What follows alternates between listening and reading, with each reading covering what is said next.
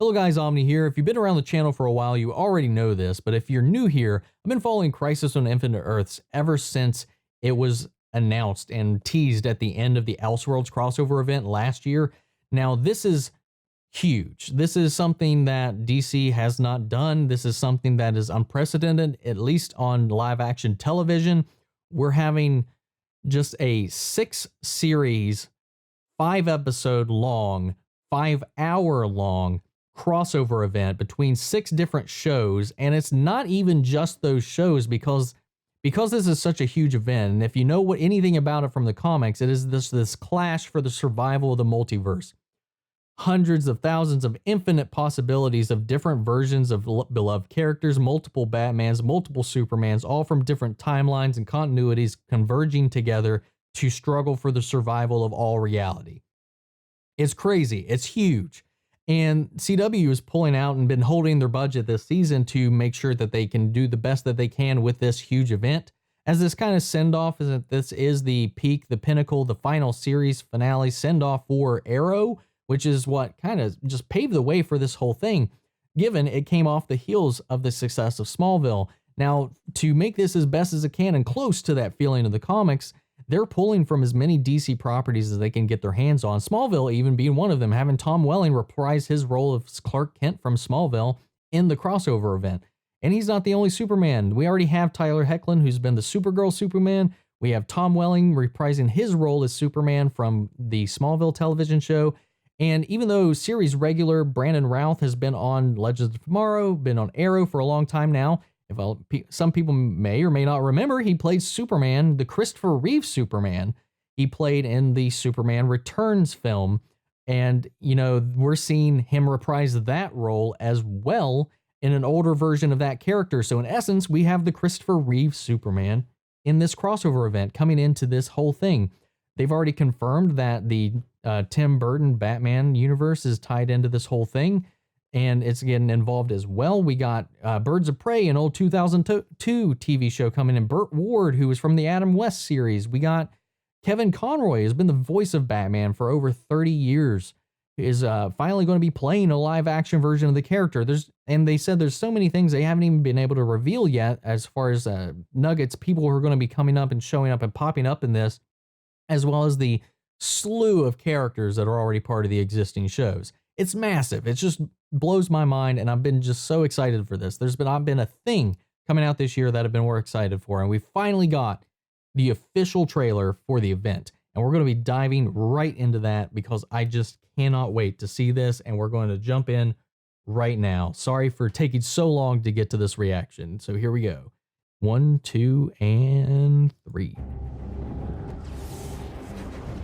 Oh, dude, I can't wait. The multiverse. Every existence multiplied by possibility and spread out in infinite measure. Now there is a malevolent force at work, one driven by a singular goal. The Argo's gone. There is. There's a wave of antimatter across this universe, destroying everything in its path. I brought you all to Earth 38 because this Iris. is where the Monitor wants you to make your stand. Right, so we are going to need a bigger team. Did they abandon Earth 1? The entire universe needs you. Across space and time exist 7 heroes who can save the multiverse. I'll find them. You are Clark They're Kent, recruiting 7 people. Bruce? So Bruce, Kate. Tom Welling, dude, who else? That's only 2. I'm assuming. We need your help to stop this antimatter wave. All right, then Flash. Dude, Oliver, it is time. Has the planet been evacuated yet? Not entirely. Then it's not time. what? One thing is certain. Everything we know, What? Wait, hold on. everything there is, So were they baiting them to Earth 38? doomed.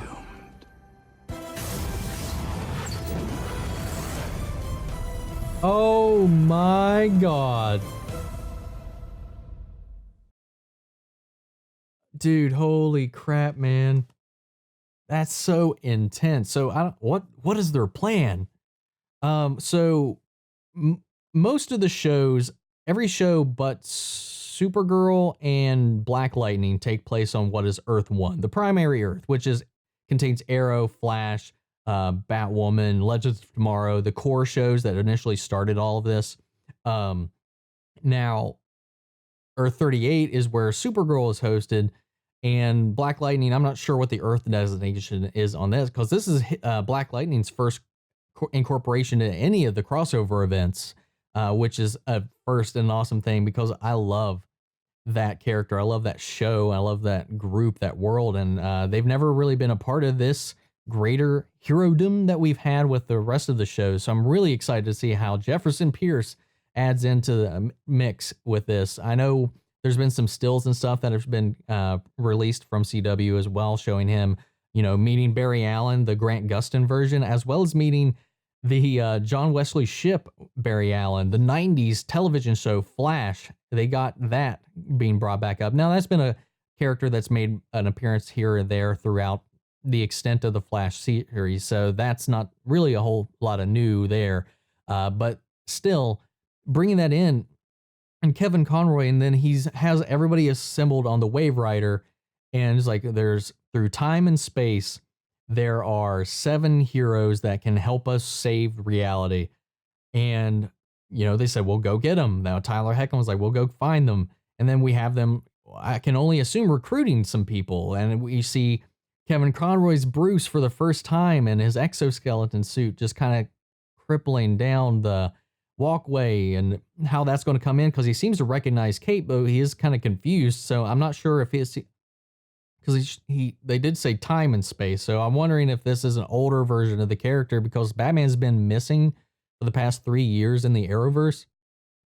So I'm guessing, though, this is a Batman from a different timeline, different reality, different Earth.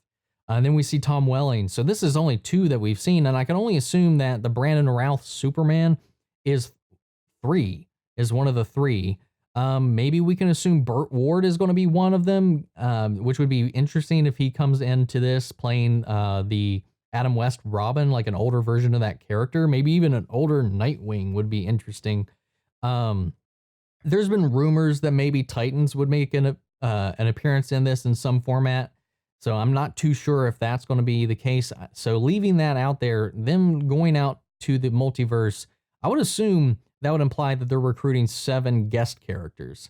So that's the initial 3 that I can think of that would come into play. And maybe the Helena Kyle character from Birds of Prey will probably be one of those characters, because I know they brought her back to reprise that role into this show.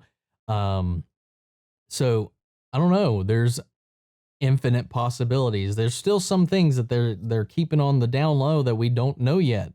Even from the leaks, there's a lot of things that I'm unsure of as far as who's going to be involved, who's been contacted, who's going to be a part of this. It's already huge, and I really like what they're doing with it. I'm so excited for this. I am beyond ready for this. They have been building this for so many years and building up to it, teasing it. This being the send-off to their flagship show. This has been something that has been hinted at and alluded to, and part of the Flash series from the very first season.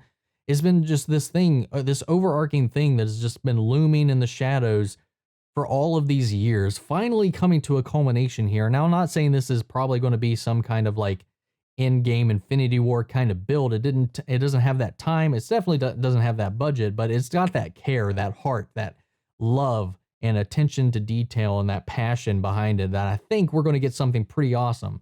The way the episodes are going to come out, we got the first 3 episodes of the crossover are going to come in succession, starting next week, actually. After that, I'm assuming we're going to end with a cliffhanger, because this is the mid-season finale, or this is the mid-season for a lot of the current running shows. So they go on hiatus typically in December until end of January. So in the later part of January is when we come back with the second half of the crossover, if I remember how they announced it right. We'll be packing up with 2 final episodes to conclude the crossover event, which is just crazy. And I'm just beyond excited. This is just something so wonderful and cool and crazy and just pure good fan service, I think. As long as they don't overhype the fan service. The fan service isn't what's driving the narrative, as well as it's used well and not really as a crutch. I think this is going to be an amazing just experience and event if you're a comic book fan, especially if you're a DC fan, for sure. Even if no matter what, I think if you there's so much to appreciate with what they've accomplished here, whether you like the shows or not. I think there's something for everybody, since they're pulling from so many different eras and iterations and versions of these characters that have ever been in the just kind of web of the media. I think there's a little bit here for even people who, I know there's plenty of people that are excited to watch this that don't watch any of the CW shows, because you don't really have to. You can just dive into this event. And that's another thing that's just so fun about these events. They're yearly, they're always fun, and I'm ready. So I don't really have anything else that I can just say. I'm just kind of rambling and spouting on about this. So I'm going to pass this off to you guys. What did you think of this trailer? What do you think about what we know so far about it? What are your theories about what is going to be happening in this? Maybe who the remaining of the 7 heroes that they need to go throughout the multiverse and time to collect and recruit to help them prevent the end of reality. Sound off in the comments. We'll carry on that conversation after the video. And that is it for this video, guys. I cannot wait. It is only a couple of days away and we are finally diving into the journey.